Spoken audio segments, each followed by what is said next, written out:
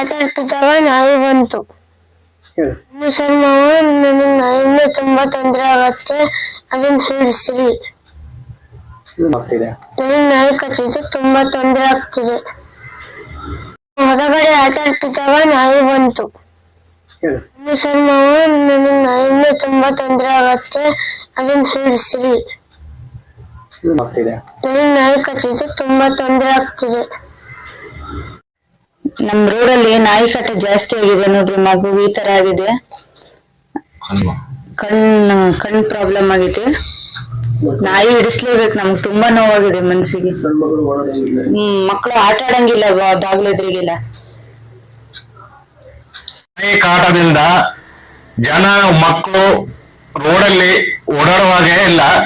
ದಯವಿಟ್ಟು ಈ ನಾಯಿನ ನೀವು ಹಿಡಿಸಿ ಏನ್ ಮಾಡ್ತಿರೋ ಅದು ನಿಮ್ಗೆ ಪುರಸಭೆ ಇವರಿಗೆ ಬಿಟ್ಟಿದ್ದು. ಅದನ್ನ ದಯವಿಟ್ಟು ಮಕ್ಕಳು ಯಾರು ಸಾಯಂಕಾಲ ಹೊತ್ತು ಮಧ್ಯಾಹ್ನ ಹೊತ್ತಿನಾಗ ಯಾರು ಖಾಲಿ ಓಡಾಡುವಂಗೆ ಇಲ್ಲ, ಆ ತರ ಇದೆ. ನೀವು ದಯವಿಟ್ಟು ಇದನ್ನ ನಾಯಿ ಒಂದು ಹಿಡಿಸಿ ಇದ್ ಮಾಡ್ಲೇಬೇಕಾಗತ್ತೆ. ಕಣ್ಣು ಸ್ವಲ್ಪ ಹೊತ್ತಿನ ಕಣ್ಣೇ ಹೋಗೋ ಪರಿಸ್ಥಿತಿಯಲ್ಲಿ ಇದೆ. ಹಿಂಗೆ ಆದ್ರೆ ನಮ್ಮ ಮಕ್ಕಳಿಗೆಲ್ಲ ಯಾರು ಜವಾಬ್ದಾರ, ಯಾರು ಶಾಲೆಗೆ ಹೋಗಿ ಬರ್ಬೇಕಾದ್ರೆ ಹಿಂಗಾಗುತ್ತೆ.